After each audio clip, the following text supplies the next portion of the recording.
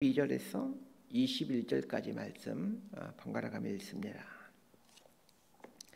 제가 먼저 읽습니다.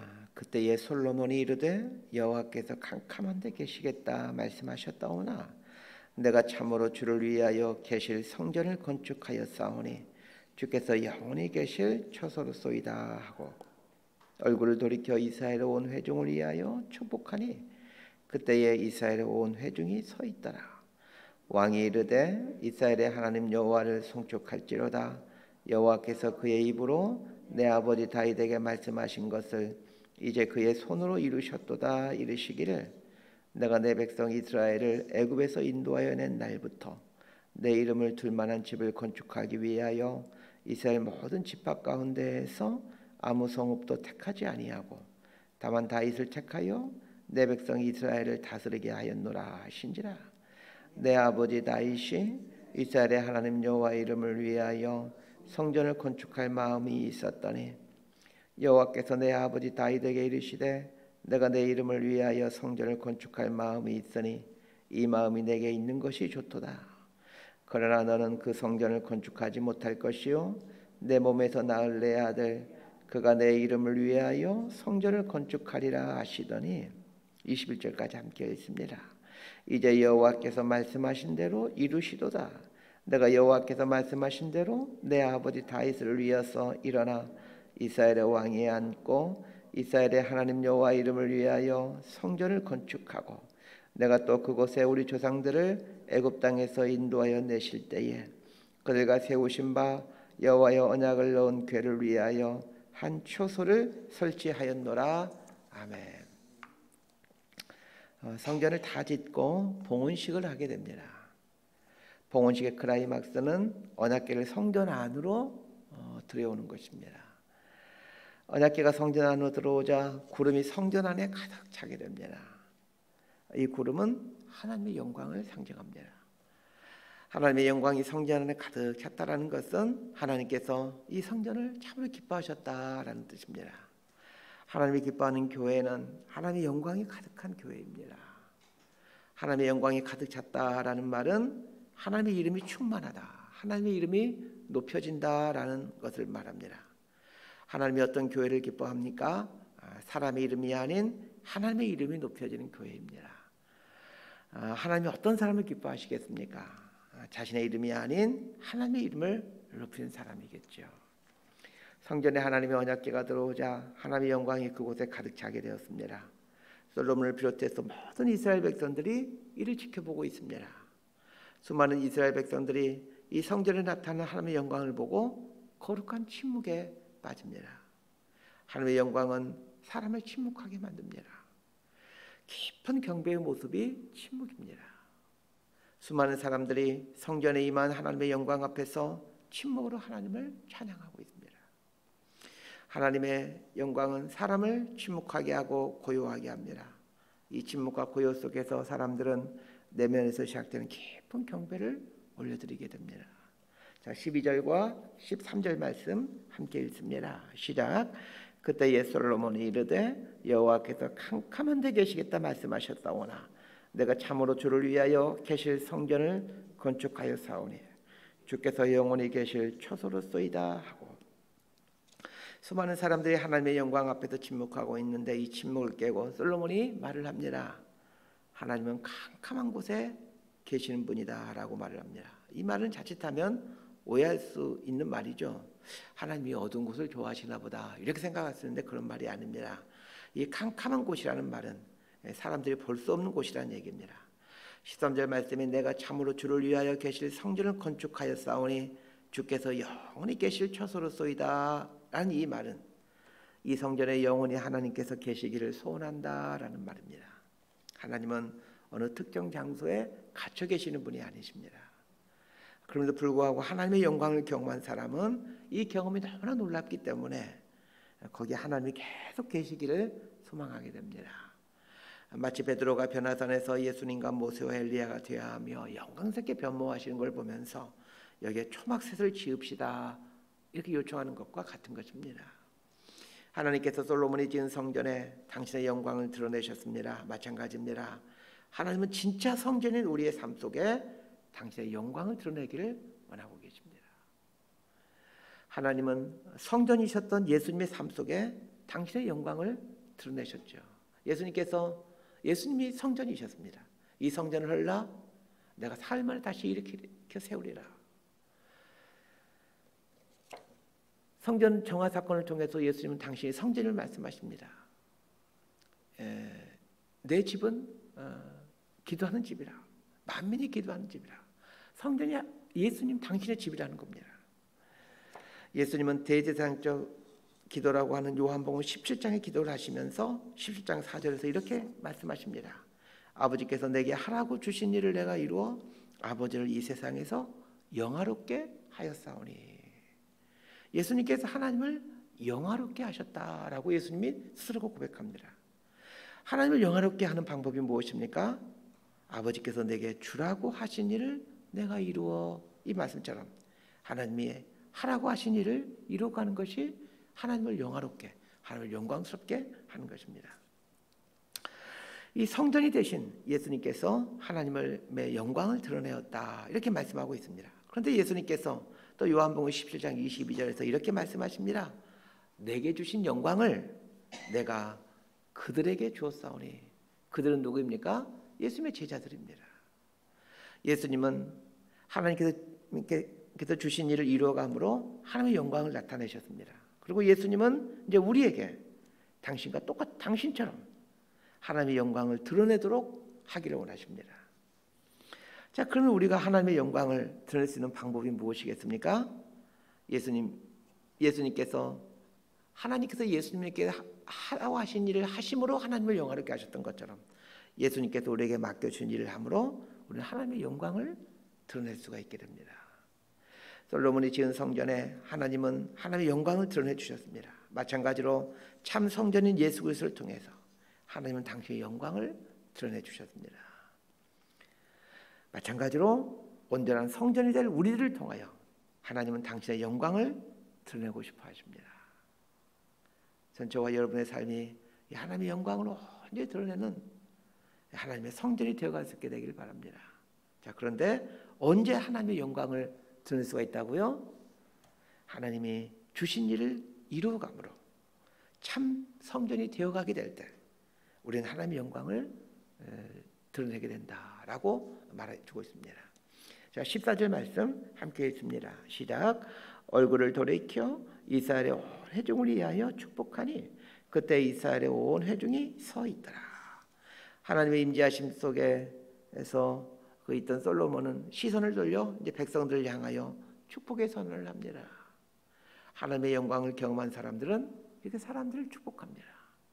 하나님의 영광을 경험한 사람은 하나님의 마음으로 사람들을 보게 되기에 사람들을 축복하게 되죠. 자, 왜 우리가 하나님의 영광을 경험해야 하는 것입니까? 세상을 바로 볼 수 있기 때문에 그렇습니다. 세상의 주인인 하나님의 눈으로 세상을 보는 것, 이것이 세상을 바로 보는 것이죠. 하나님의 영광을 경험하게 되면 사람들이 그렇게 사랑스러워 보일 수가 없습니다. 그래서 사람들을 축복하는 것이죠. 솔로몬이 하나님의 영광을 경험하니까 백성들을 축복하게 됩니다. 전 여기서 나라의 지도자들이 하나님을 경외해야 되는 이유를 알게 됩니다. 하나님을 경외하고 하나님의 영광을 경험하면 백성들을 축복하게 됩니다. 왜 하나님을 경외하고 하나님의 영광을 경험한 사람들이 지도자가 되어야 되는 것입니까? 모든 백성들이 행복하고 기쁘게 살 수 있기 때문입니다. 자, 이런 모습이 하나님이 원하셨던 세상 아니겠습니까? 하나님이 원하셨던 하나님 나라의 모습 아니겠습니까? 자, 15절 말씀 함께 읽습니다. 시작. 왕이 이르되 이스라엘의 하나님 여호와를 송축할지로다. 여호와께서 그의 입으로 내 아버지 다윗에게 말씀하신 것을 이제 그의 손으로 이루셨도다 이르시기를. 솔로몬이 이스라엘 백성들을 축복하면서 이스라엘 백성들에게 여호와를 송축하라 이렇게 명령하고 있습니다. 자, 그런데 이 송축하다라는 말이 참 의미 있는 말입니다. 이 송축하다라고 번역된 히브리어 단어는 이 바라크라는 단어입니다. 제가 바라크라는 단어를 아주 몇 번을 거쳐서 설명드린 것 같습니다. 이 복이라는 말이 히브리어가 바라크입니다. 하나님이 복을 주셨다라고 말할 때 이 바라크라는 단어를 사용합니다. 그런데 이 바라크라는 말은 15절 말씀처럼 송축하다라는 의미도 갖고 있고, 이 바라크의 가장 중요한 뜻이 무릎을 꿇다라는 뜻입니다. 무릎을 꿇는다라는 말은 경배를 드리고 예배를 드린다라는 말입니다. 그런 의미에서 무릎을 꿇는다는 말과 송축하다라는 말은 다 같은 의미입니다. 무릎을 꿇는 것, 경배를 드리고 송축하는 것, 이것이 바라크, 복입니다. 솔로몬 이스라엘 백성들을 이제 축복하는데 그 축복의 내용이 무엇입니까? 하나님께 무릎 꿇게 함으로 복을 받게 하는 것입니다. 하나님께 무릎 꿇는 게 복입니다. 그렇다고 의자에 앉지 말고 무릎 꿇고 예배 드리라, 그런 얘기가 아닙니다. 하나님 앞에 종된 자세로 서 있는 것, 무릎 꿇은 종의 자세로 하나님 앞에서 살아가는 것, 이것이 하나님께 무릎 꿇는 삶이요 또 복받는 삶입니다. 하나님께 무릎 꿇는 삶을 살게 되면 어떻게 될까요? 모든 것의 주인이 하나님이시고 하나님께서 모든 것을 이루어 가신다는 것을 보게 됩니다. 그래서 솔로몬이 고백하는 말을 잘 보십시오. 여호와께서 그의 입으로 내 아버지 다윗에게 말씀하신 것을 이제 그의 손으로 이루셨도다. 솔로몬이 성전을 건축한 게 아니라, 다윗이 성전을 건축한 게 아니라 하나님께서 하셨다는 겁니다. 무릎 꿇기 전에는 사람들은 다 내가 했다고 생각하며 살아갑니다. 이것도 내가 했고 저것도 내가 했고, 그렇게 우리는 말하길 좋아하고 또 그렇게 생각하길 좋아합니다. 그건 하나님께 무릎 꿇는 자로 살아가게 되면 모든 것을 하나님께서 하셨습니다. 하나님께서 하셨습니다. 이런 고백을 하게 되고 이런 삶의 자세를 갖고 삶을 살아가게 됩니다. 전 여러분들이 하나님께서 하셨습니다, 이런 고백, 이런 자세로 삶을 살아갈 수 있게 되기를 바랍니다. 자, 16절에서 19절까지 말씀 함께 읽겠습니다. 시작. 내가 내 백성 이스라엘을 애굽에서 인도하여 낸 날부터 내 이름을 둘 만한 집을 건축하기 위하여 이스라엘 모든 지파 가운데서 아무 성읍도 택하지 아니하고 다만 다윗을 택하여 내 백성 이스라엘을 다스리게 하였노라 하신지라. 내 아버지 다윗이 이스라엘의 하나님 여호와의 이름을 위하여 성전을 건축할 마음이 있었더니 여호와께서 내 아버지 다윗에게 이르시되 내가 내 이름을 위하여 성전을 건축할 마음이 있으니 이 마음이 내게 있는 것이 좋도다. 그러나 너는 그 성전을 건축하지 못할 것이요 내 몸에서 낳을 내 아들 그가 내 이름을 위하여 성전을 건축하리라 하시더니. 이스라엘 백성들의 출애굽 때부터 성공이 완공된 솔로몬 때까지 약 500년 정도가 지났습니다.